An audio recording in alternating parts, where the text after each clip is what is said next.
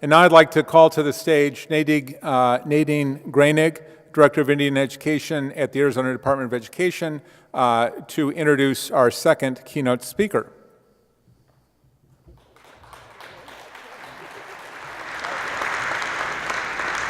I'd like to thank Bill for pronouncing my name correctly. It's Nadine Grainig. It looks like Groenig, so Grainig is a lot better, so thank you. I'd like to welcome the people from out of state to Arizona on behalf of the Arizona Department of Education and everybody who participated in the Tribal Leaders Pre-Conference. I appreciate that and the partnership with WestEd. I first met Senator Begay at a Native American Chamber of Commerce meeting before he was a senator and before I was Indian Ed Director. I next then met him when I was being introduced to a legislative subcommittee on tribal education, where he was the chairman and advocating for Native American youth and education. Then I met him again as the chairman for the American Indian Advisory Council to the Superintendent of Public Instruction, Diane Douglas. And that's where I've got to know him a little bit and a lot of his heart. Where as each of these advisory council meetings, he went through a long list of proposed legislation in support of Native American students and in support of my office. So it is my honor to welcome Senator Carlyle Begay. Thank you.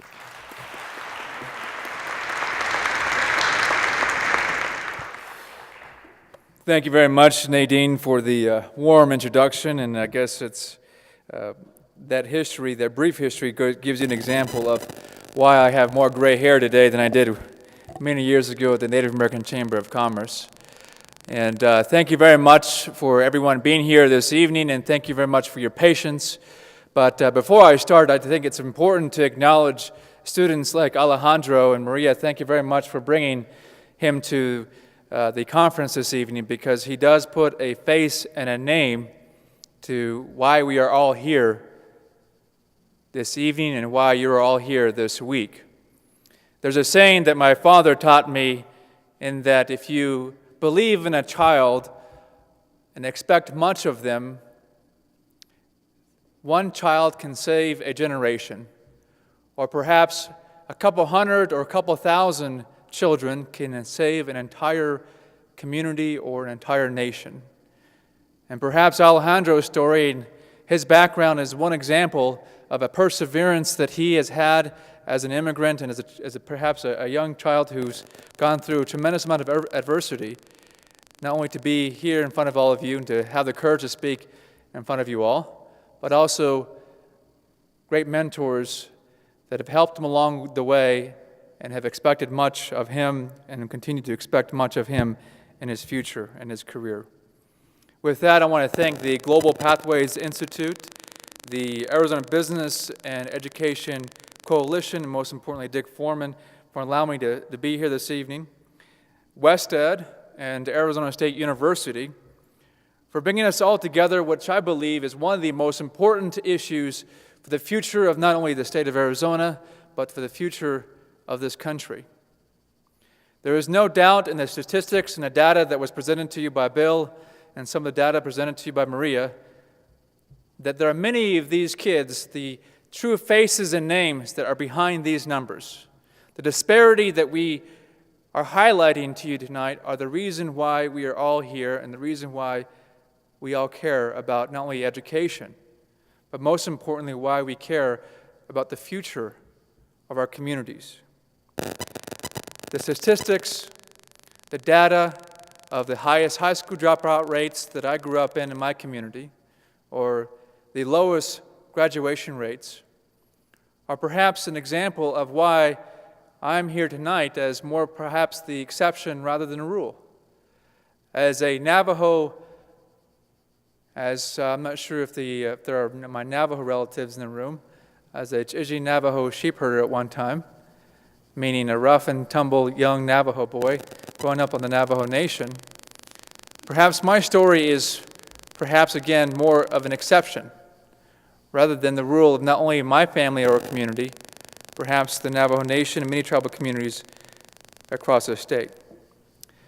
These statistics present a reality which I will term today as a modern-day huelga, which in translation from Navajo is the long walk. My message today, I hope, provides some reflection of the challenges that we have overcome in the history of not only the community that I represent, perhaps the challenges that we've overcome as a state, perhaps those who have helped us along the way, and the challenges that still remain in our future. But the way of formal introduction, my name is Carlyle W. Begay, and by formal Navajo introduction, She Carlyle W. Begay Anishya, Totskon Nishlenki Ani E Bashushchin, Adot Lazatlan Dashache, Dot Dashanella. My clans define me as a Navajo or Dene. It's a constant reminder of who I am and where I come from. It's a reminder of the ancestors that I carry with me and in me. And it's a constant reminder of those who came before me. Despite the suit and the tie that I wear today, and as a state senator today, my humble beginning began by the constant reminder by my parents and my grandparents that my generation and future generations are the future of our communities. This is coming from a grandfather that achieved in the highest grade of his career or his life, 5th grade. Coming from a grandmother on my dad's side who have never received any formal education. In fact, a grandmother who never stepped a day in her life in a classroom, never learning how to read or write, speaking English. I remember me and my cousins, sitting at my grandmother's dinner table, helping her sign her name in cursive, because before that, her name was signed by an X. This was only just 3 generations ago. And in my lifetime, only 20 years or so ago, from my childhood, that this is the reality of many of our communities still today.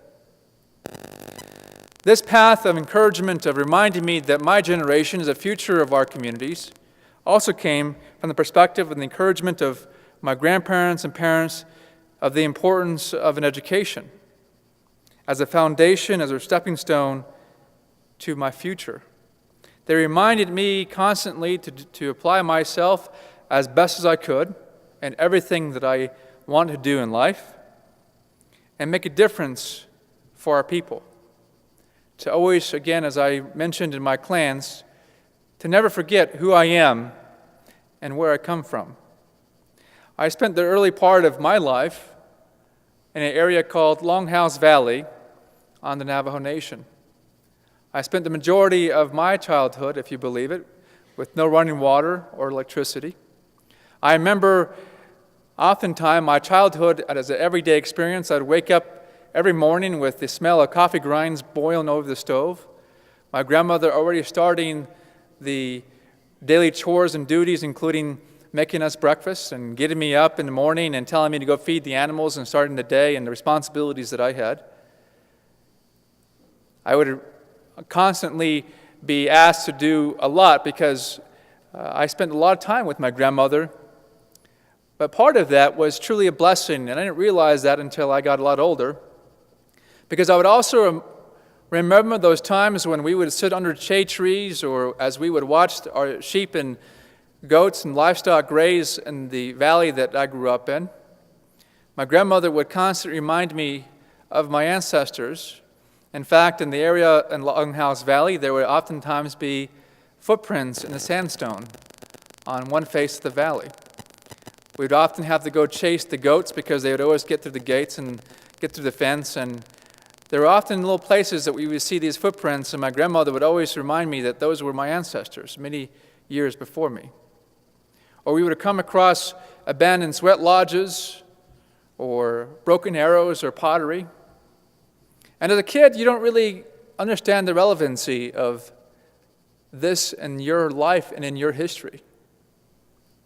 But it really defined who I became more so today than ever before. As I mentioned, I grew up as a Ch'iji Navajo boy. Ch'iji meaning rough knees, rough elbows, dark-skinned, and many people probably standing here today wouldn't believe that, but I have pictures to prove it. I'd be happy to bring those out.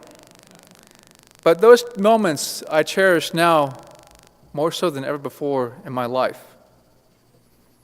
Most importantly, because as my grandmother would remind me of my ancestors, she would also tell me the stories of the plight and the resiliency of my great-grandparents.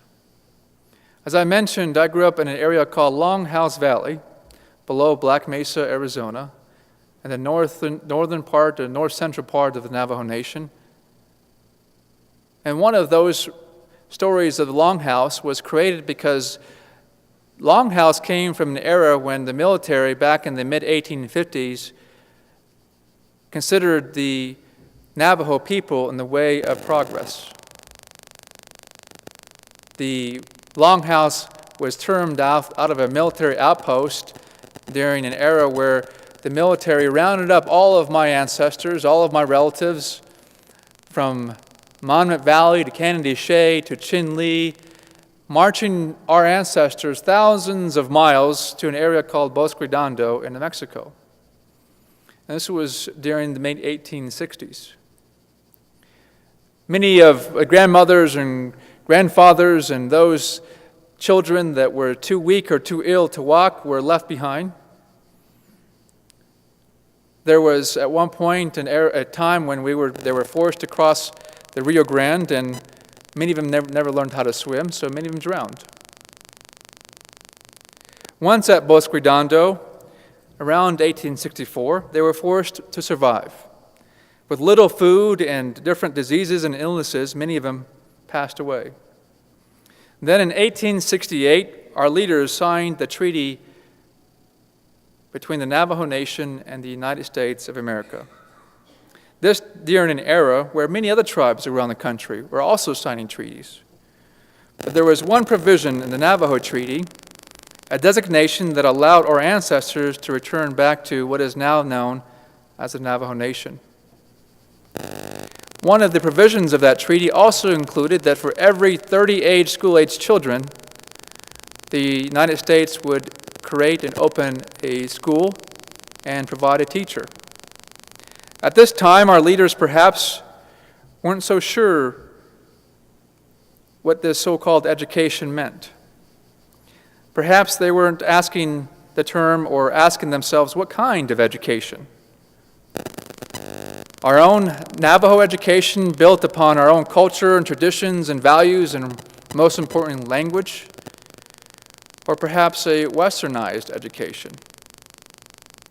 What you've seen in the over century and a half since 1868 are policies of assimilation and acculturation, and perhaps the term kill the Indian, save the men. And you find many of the children like myself today fighting to regain their culture and traditions and language. The leadership of the Navajo people, though, back in 1868, didn't know what type of education this meant for the future of their communities. All they cared about was returning to their homeland. It wasn't until 1878 that our great chief Manuelito saw that education was going to be the future of the Navajo people. He, in fact, sent 2 sons and a nephew to Carlyle Indian School in Pennsylvania. Even though his own children passed away, he never gave up in his life on the importance of education as the future of the Navajo Nation. In fact, he encouraged more and more families to send their kids off to education, despite all the stories they would hear. Many of our leaders, as a result of that, were puzzled. In fact, the Chief Manuelito went to D.C. on a delegation trip, and upon his return, many people in our communities wanted to know what he saw. He told them to build a sweat house, and he would tell them the story. In that story, he gathered many people, many communities across the Navajo Nation, and grabbed a fist of sand and held it up in the air and started to let it go. And he was explaining in Navajo that for every grain of sand represented those around those cities and towns far beyond what many of our people could see at that time. He also mentioned that we will never win a war by fighting back. We will never win a war by fighting, but perhaps he convinced many of our leaders at the time the way to win this war at that time was to educate many of our children to become doctors and lawyers and engineers, and in fact, in a way to become just as competitive with the world around them. So he pledged that education is the answer. Although this was, again, a time that was very unpopular to tout education because many families were against sending their kids off to boarding schools. In fact, in my childhood, I also went to boarding school when I was a young child. But despite this criticism and contention, Chief Menulito pledged forward on the importance of education. He was truly a visionary leader. Since this time, the Navajo Nation and many other tribes around the country have gained back millions of acres, as well as have trained thousands of kids to become doctors and lawyers and engineers. To this day, I truly do believe that as of right now, many of our tribal communities are becoming communities based on the concept of self-determination. I remember my grandfather always telling me, reminding me when we go to the store to buy candy or perhaps buy a toy, and in Navajo he would say, do never think of yourself in the shuh mentality. And shuh means a handout. And instead he said, an or anhe, meaning you yourself or us as a community. And he would often remind me that nothing in this world comes for free. But it is up to us to be empowered, to be determined in our own lives and our own future. But as we talk about the promising future for many of our communities, on reservation, off reservation, Native communities, non-Native communities, we do have to remember the struggle and the resiliency of those that came before us. The adversity that we still have and the challenges that we still face today. But that adversity laid the foundation for us to continue to be resilient. Education remains one of the key issues of this generation. And that's why I say it is still the modern day Huelda, the modern day long walk of my generation.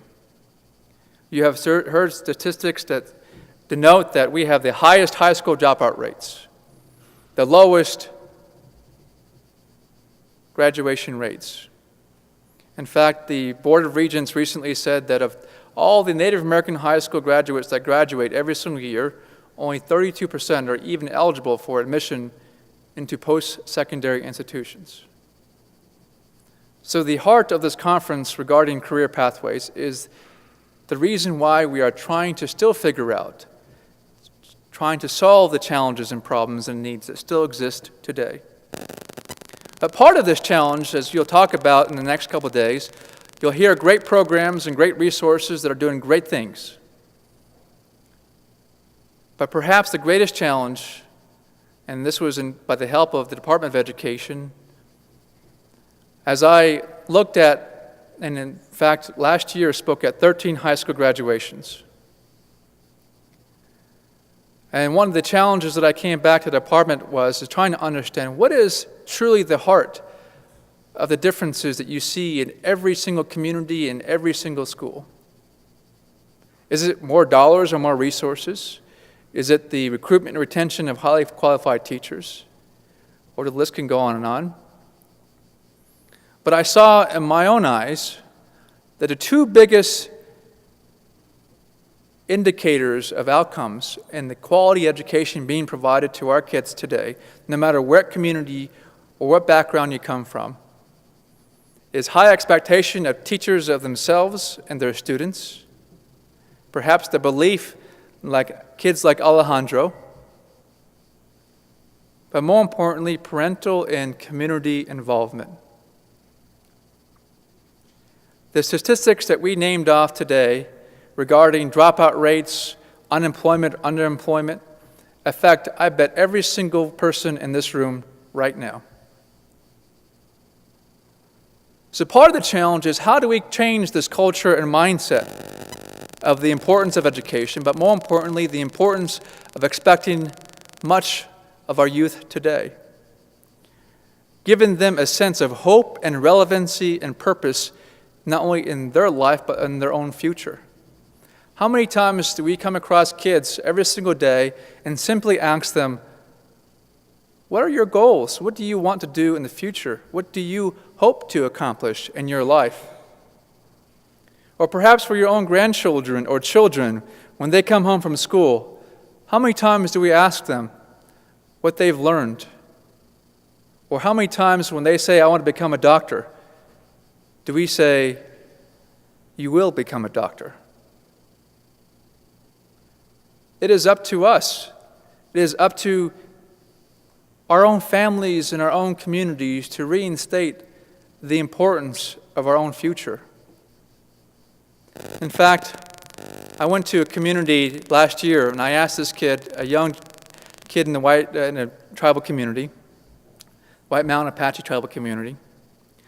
And every child I come across, I typically ask them a couple of questions, but the questions I ask are, what are your goals and what are your aspirations in life? The student, I remember, said, why does it matter and why do you care? No one cares about me.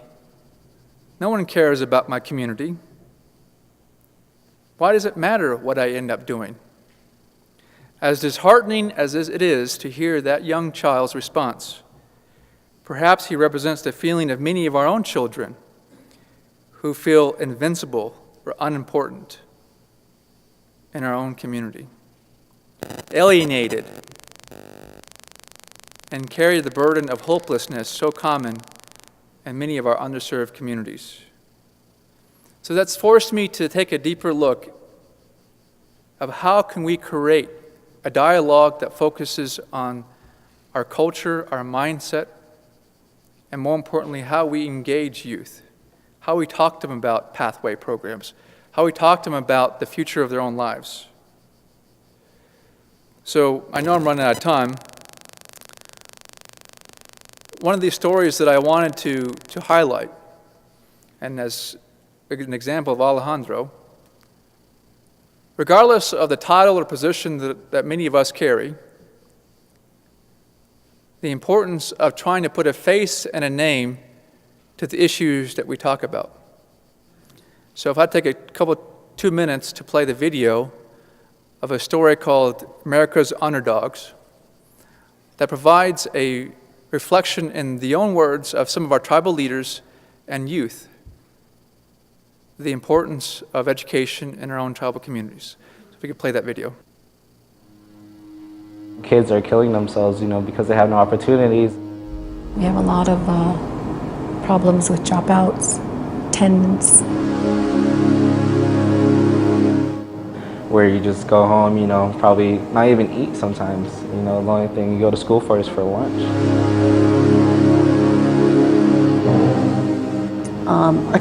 A child needs only one person to believe in them. Only one. They are the future generation of this community. Sitting right there.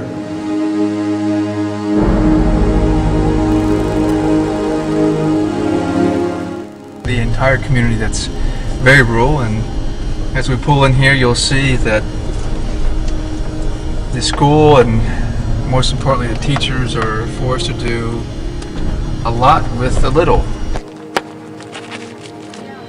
Every time it rains, we have to make sure we have buckets around to put on the floor so it'll collect all the rainwater.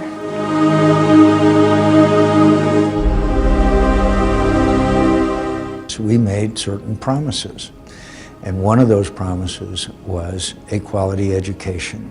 They have not received it. We all know the condition of many of the schools, and it's long, long overdue that we made a non-traditional effort.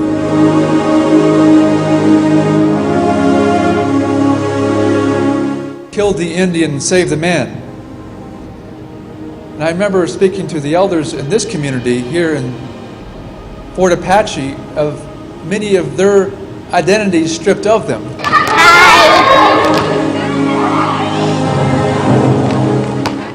I think of it as kind of a basketball game where we're losing really bad, but then there's always underdogs.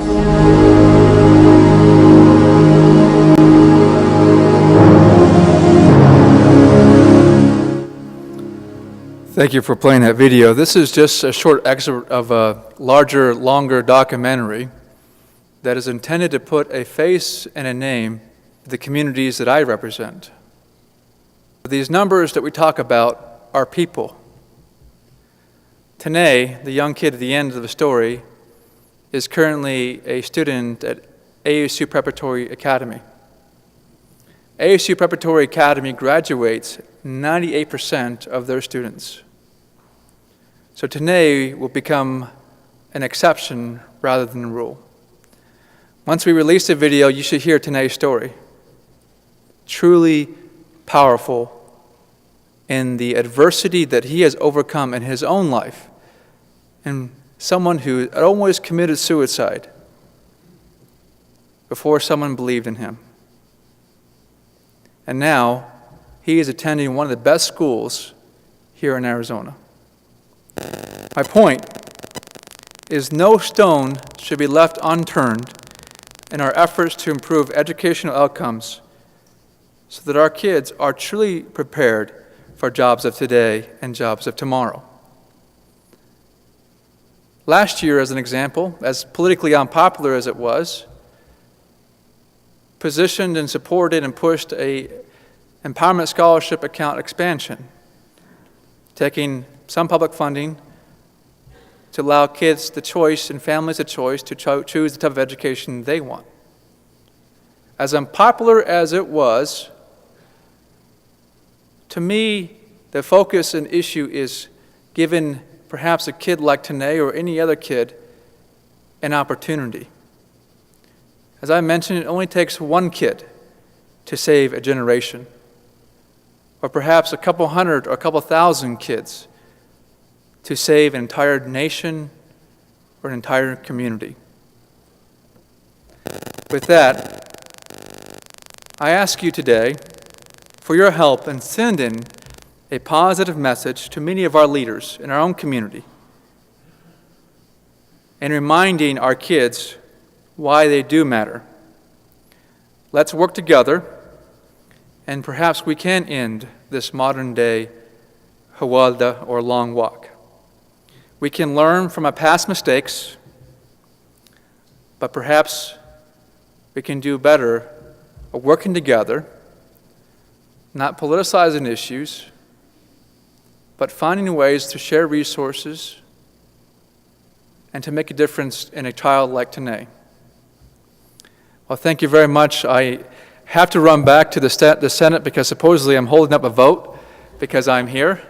And excuse me for just having to run right out as I end, but I wish you all a great conference, and may all the information that's shared be something that we can do to improve the educational outcomes, the future of our communities. Thank you very much.